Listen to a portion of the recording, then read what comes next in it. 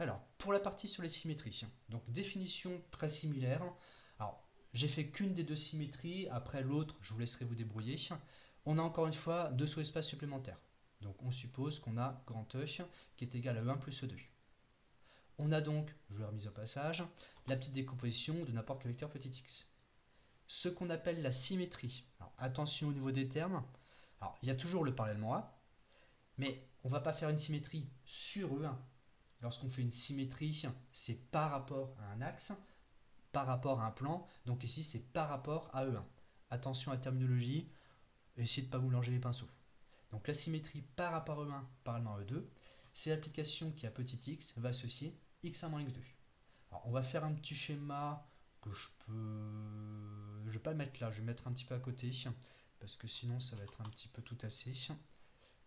Alors j'encadre ça, parce que ça, il faut bien le savoir parfaitement. Et je vous entoure quand même, paf, le x1 moins x2, qui est bien sûr très important. Alors, petit schéma pour l'explication de symétrie. Alors, on va avoir besoin de quoi?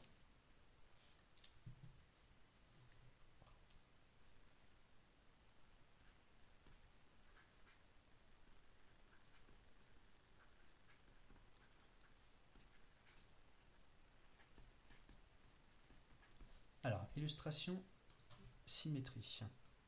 On va avoir besoin de deux sous-espaces. Alors, on va les représenter avec deux axes, c'est juste parce que c'est plus pratique. Donc, un comme ça, et un par exemple comme ceci, de manière complètement arbitraire. Celui-là, ce sera E1.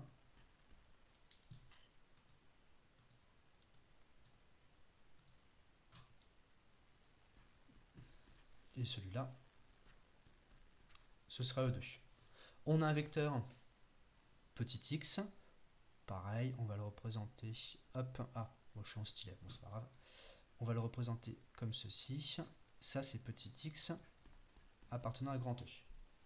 Ce vecteur petit x, il va se décomposer en une somme de deux composantes, donc pareil, on va représenter, je vais mettre quoi comme couleur, bon, je vais mettre du vert, tiens, donc on suit, toujours pareil, l'alignement, donc pour E1, pour la composante sur E2, parallèlement à E1, tac, ça va être ici. Et pour la composante en bas, il faut suivre cette direction-ci, approximativement comme ceci. On va se retrouver donc avec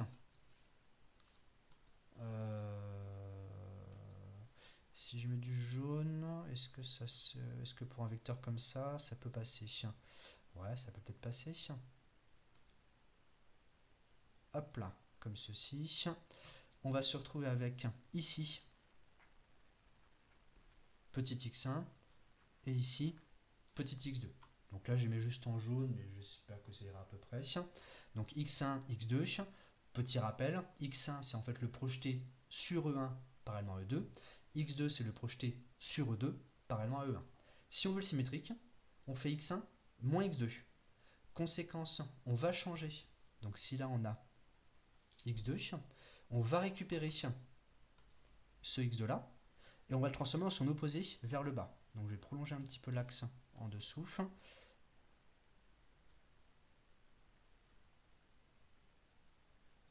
Et on va hop, récupérer la même chose qu'ici, vers le bas. Donc là c'est x2, et comme ceci, à peu près, on est bon là? Ouais, à peu près à la louche. Ici c'est donc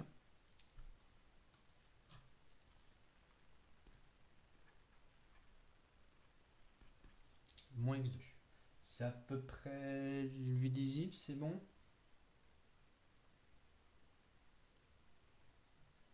J'espère que ça ira. Et le vecteur symétrique, ce sera donc x1 moins x2. Donc si on reporte les pointillés, on va dire, on va se retrouver avec, alors pareil, j'essaie de suivre après comme il faut, comme ceci, et on va avoir donc comme vecteur celui-ci. Donc ici,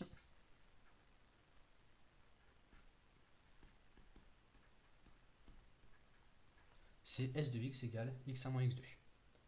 Alors attention, je vais l'écrire en toutes lettres à côté.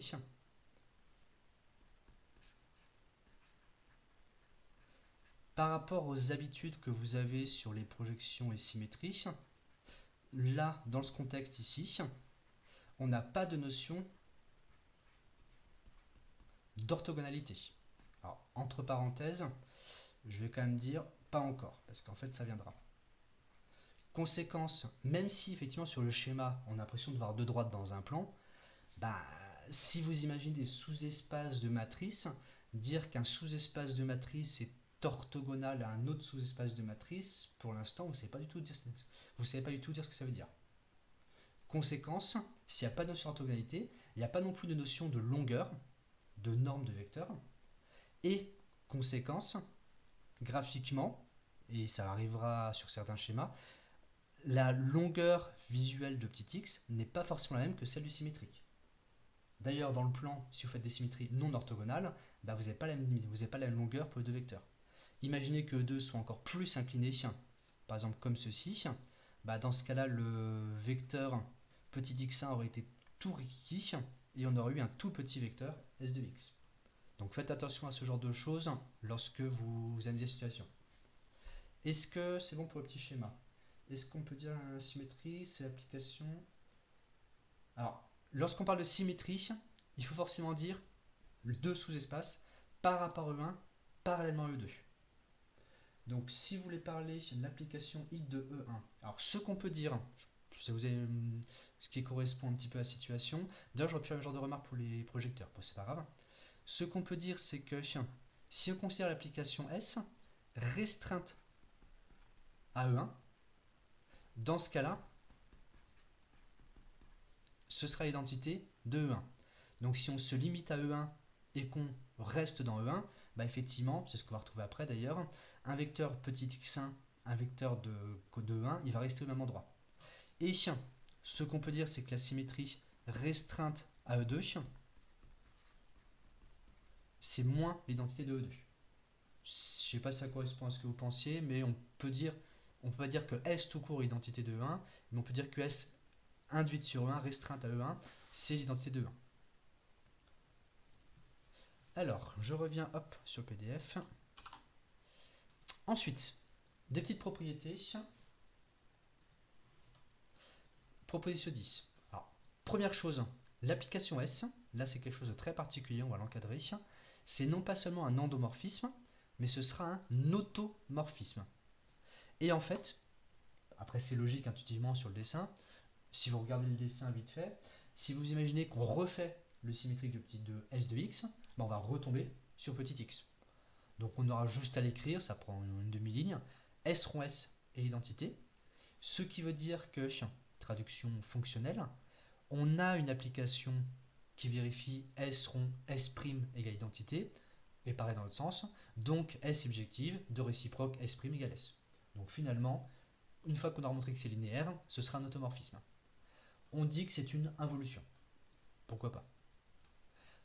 Autre petite formule qui a l'air de rien, pareil, c'est juste à écrire, mais on a une relation très forte entre projecteur et symétrie.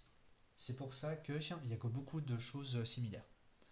Et dernière chose aussi importante, il y a quelque chose d'important ici, parce que les symétries c'est beaucoup plus utilisé, les deux sous-espaces E1 et E2, de même que, je remonte un petit peu, de même que là, on les avait traduits en termes de noyau et noyau finalement. Ici, le sous-espace E1. Attention, il ne faut pas se mélanger les pinceaux. Si vous réfléchissez avec un petit schéma, il n'y a pas de raison de tromper. E1, c'est l'ensemble des vecteurs fixes. E2, c'est l'ensemble des vecteurs qui sont transformés en leur opposé. Ça se voit sur le dessin. Ça se vérifie par le calcul très facilement. Donc, mais il ne faut pas échanger les deux. Et petit piège, si E1, c'est l'ensemble des vecteurs qui vérifient S de x égale x, comme on va repasser le petit x de l'autre côté, ça fait le noyau de S moins identité. Et dans l'autre sens, E2, c'est les vecteurs transformés à leur opposé, anti-invariant. Si on repasse le moins x de l'autre côté, ça fait un plus. Donc c'est en fait le noyau de S plus identité. Donc c'est pour ça qu'il y a une espèce de petit piège au niveau des signes qui des fois est perturbant. Là c'est un plus, mais du coup ça fait un moins dans le noyau. Et là c'est un plus, c'est un moins, donc ça fait un plus dans le noyau. Faut faire attention, pas se mélanger les pinceaux. Je vous encourage très vivement, et pour les projecteurs aussi c'est valable, quasi tout le temps faites-vous un petit schéma rapide au brouillon. Je fais mes deux axes, je fais mon petit X, mon projeté, ou mes deux axes, mon petit X, mon symétrique. Comment on note la symétrie par rapport à E2? Alors là, j'aurais pu mettre exactement comme le chapitre, comme le paragraphe d'avant, S1 et S2. Là après, de toute façon, mais après, si vous mettez S et R, en fait, de toute façon, c'est vous qui voyez. Si vous avez besoin, ça marche comme ça. Alors, on va faire une petite démonstration là-dessus. Donc, démonstration 10. Où est-ce que je suis? Ici. Alors, qu'est-ce qu'on veut démontrer dans l'ordre?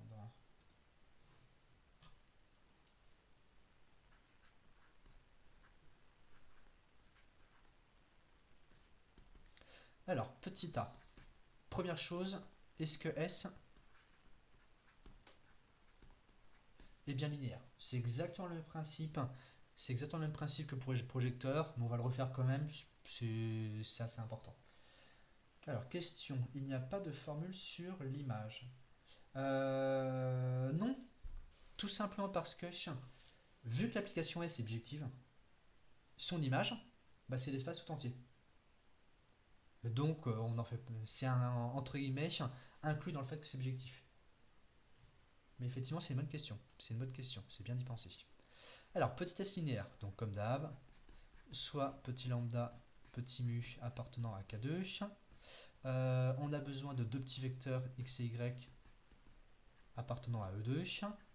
Alors, je remets en dessous, hop, petit x, on va le décomposer en x1 plus x2, et petit y, ce sera y1 plus y2. Si on fait nos petits calculs, lambda x plus mu y, je vais juste commencer par ça tout seul, c'est égal à, alors on redispatche directement, lambda x1 plus mu y1, auquel on rajoute lambda x2 plus mu y2. Ici, c'est comme si on avait un grand X égale à grand X1 plus grand X2. Conséquence, le symétrique de grand X, c'est le grand X1 moins le grand X2. Donc j'écris en dessous S de grand X égale grand X1 moins grand X2. Attention cette fois-ci. Ce qui fait juste au-dessus lorsqu'on détaille, hop, lambda x1 plus mu y1 moins lambda x2 plus mu y2. C'est-à-dire, si on réagence les termes comme il faut, on va avoir lambda facteur de x1 moins x2, tiens, super, ça marche, plus mu facteur de y1 moins y2. C'est-à-dire lambda s de x plus mu s de petit y.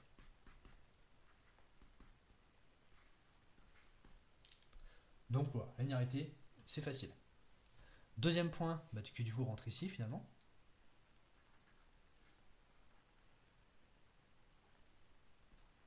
Comme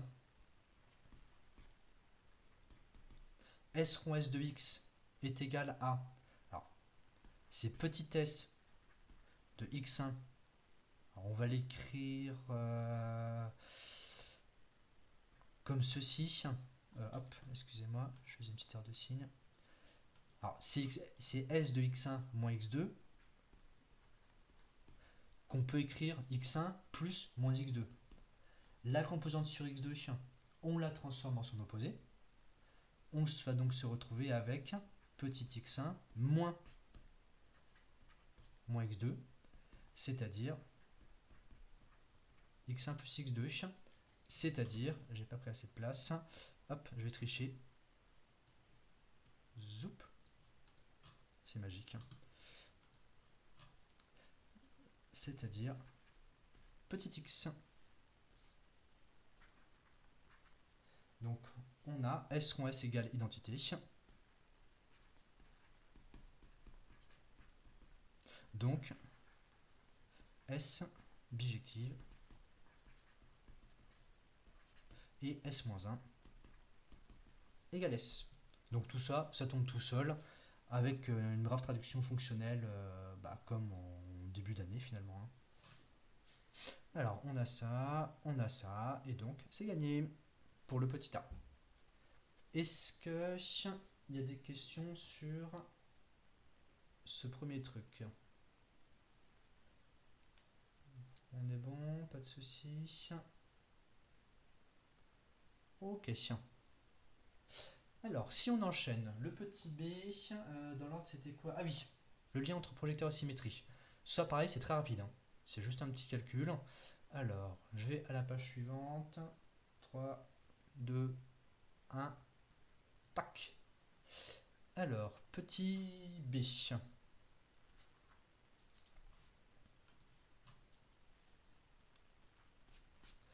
Alors, on a S de x qui est égal à x1 moins x2. C'est-à-dire, alors si on veut, comment est-ce qu'on va faire ça? On va faire à côté. Et P de x, alors je précise bien, si vous relisez bien l'énoncé qui est à côté, ce petit b, c'est lorsque P est le projecteur sur E1 parallèlement à E2. Conséquence, ici, P de x, c'est égal à x1. Donc, 2P de x moins x va se retrouver à être égal à 2x1 moins x1 plus x2. C'est-à-dire, ah bah tiens, comme par hasard, x1 moins x2. Conséquence, ces deux écritures sont identiques, d'où S de x est égal à 2P de x moins x, c'est-à-dire donc, en conclusion, on va dire, S égale 2P moins identité, bien sûr, parce que ça, c'est valable pour tout x dans grand E.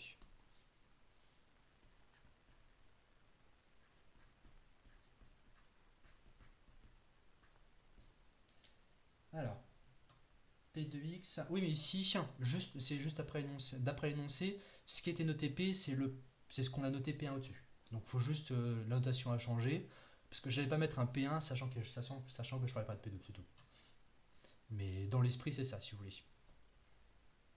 Alors, ce qu'il faut retenir lorsque vous appliquez cette propriété, c'est que le parallèlement A ne doit pas changer.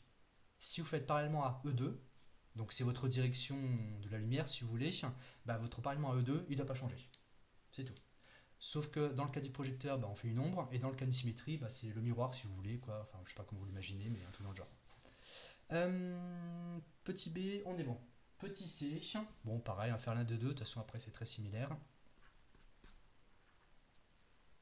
Petit x, dire que petit x est dans le noyau de S moins identité. C'est équivalent à dire que S de x égale x. Bon, ça, entre guillemets, c'est instantané. C'est donc équivalent à dire que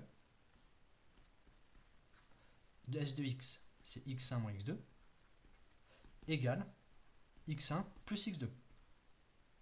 C'est donc équivalent à dire que les x1 simplifient, x2 est égal à 0, c'est-à-dire x égale x1 appartient à E1. Donc, avoir petit x dans le délaissement identité, ça revient à dire que petit x est dans E1. Conclusion.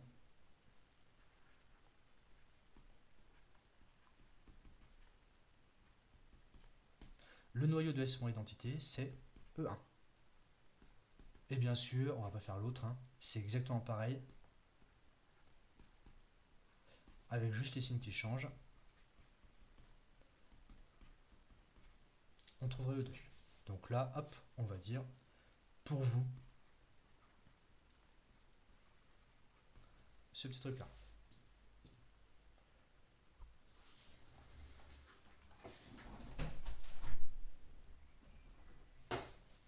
Alors, est-ce que on a fini la démonstration normalement? Ouais, on est bon. Alors, est-ce qu'il y a des questions jusqu'ici?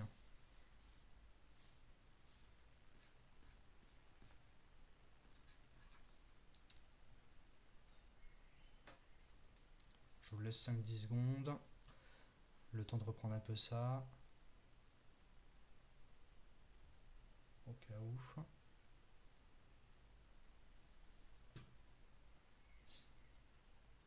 Alors, si c'est bon, hop. On va retourner un petit peu sur le PDF. Et ici, caractérisation des symétries. Donc, ah mince, encore une fois, je l'ai pas encadré. Tac, bien sûr, exactement comme pour les projecteurs. La remarque, elle fait partie du truc et même elle déjà, c'est même très souvent celle qui est la plus utile. Donc ici, proposition 11, si on a un endomorphisme, alors, exactement comme au-dessus, pensez à une arité, hein.